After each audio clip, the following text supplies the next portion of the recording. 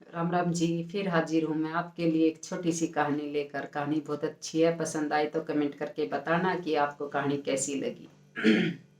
एक गांव में जो है भाई, आमने सामने दो दुकान थी। एक परचून की थी, एक हलवाई की थी। और भाई एक ही गांव में थे तो भाई आपस में उनका अच्छा वो था, लिंक थे उनके आपस में। लेकिन जो एक वो जो परचून वाला था, परचून की दुकान थी जिसकी, वो ईमानदार आदमी था। और एक थी हलवाई की, तो वो जो है भाई बेईमान था, लालची था। तो मतलब परचून वाला तो भाई अपने बाजार से सब मार्केट से सामान लाए और बेच दे। बासी सामान होने का तो उसके पास कोई भाई वो ही नहीं है कि भाई सामान बासी हो गया। लेकिन जो हलवाई था वो बेईमानी कर रहा था, कुछ सामान बच जाए कर रहा था तो सुबह उसमें भाई दोबारा गर्म करके और बोल देता ताजी है, ताजी है, बासी नहीं है, ताजी है।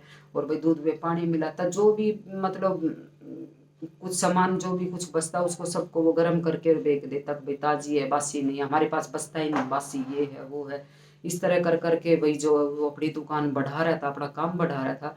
और उसकी दुकान का काम बढ़े भी बहुत ज़्यादा रहा था। लेकिन जो परचून की दुकान वाला था, उसकी कमाई लिमिट की थी, हिसाब की थी। उसको मतलब बेईमानी का तो कोई वो ही नहीं था कि भाई जैसे वो बासी को गर्म करके बेच रहा था ताजी, ऐसा काम उसके पास नहीं था। तो भाई उसका काम तो जैसा था उसका तो वैसा ही रहा परचून की दुकान वाले का। लेकिन जो हलवाई था उसका काम जो दिन पे दिन जो है उसका बढ़ता गया। वो देखता, अब भाई इसका काम तो बड़ा चल रहा है, ये तो देख एक तरह से पाप की कमाई है, झूठ बोल बोल के कमा रहा है, पाप की कमाई, और फिर भी इसकी दुकान में इतनी बरकत हो रही है। पता नहीं क्या भगवान इसके ऊपर ही रजू हो रहा है। अब भाई झूठ भी बोल रहा है, पाप कर रहा है, और फिर भी इसकी दुकान में इतनी बरकत है। और यहाँ जो है भाई मार्केट का ये 2-4 रुपए का मार्जिन जो है भाई, उसी में हमारे भाई मतलब काम ऐसा नहीं चल रहा।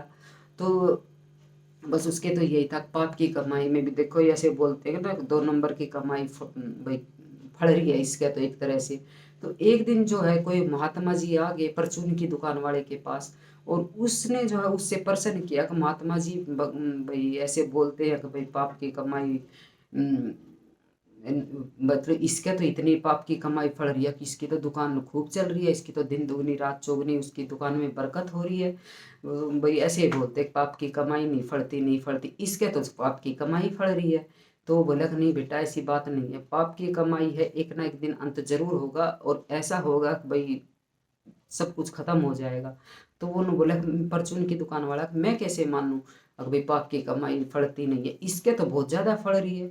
ये तो देखो कहाँ हम दोनों एक से थे और कहाँ मैं हूँ आज और कहाँ ये जा लिया, देखो कितना इसके बरकत हो रही है। तो उन्होंने बोला कि नहीं चल तू ऐसे नहीं समझेगा, महात्मा जी थे वो बोले चल तू ऐसे नहीं समझेगा, चल तेरे को मैं कुछ प्रैक्टिकल करके दिखाता हूँ।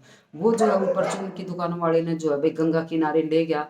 और भाई वहां जाकर एक गहरा सा गड्ढा खुदवा दिया, बहुत गहरा सा, जिसमें वो खड़ा हो सके, मतलब खड़ा हो सके, हो जाए इसमें। और वो गड्ढा खुदवा के और उसमें उसको बोला परचून की दुकान वाले को, इसके अंदर चला जा और खड़ा हो जा।